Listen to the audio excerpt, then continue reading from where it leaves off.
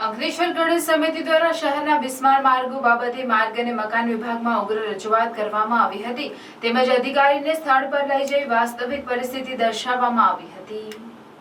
દુંદાળા દેવની આરાધનાના પર્વ ગણેશ મહોત્સવને આડે હવે ગણતરીના દિવસો બાકી રહ્યા છે ત્યારે અંકલેશ્વરના વિવિધ માર્ગો બિસ્માર બનતા ગણેશજીની શોભાયાત્રામાં વિઘ્ન ઊભું થઈ શકે છે।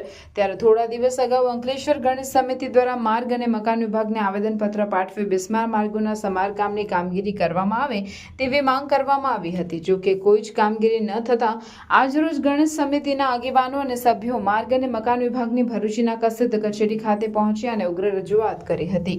આગેવાન દ્વારા કચેરીના અધિકારીને સ્થળ પર લઈ જઈ સાચી પરિસ્થિતિ દર્શાવવામાં આવી હતી ત્યારે તંત્ર દ્વારા આવનાર 2 દિવસોમાં માર્ગના સમારકામની ખાતરી આપવામાં આવી છે।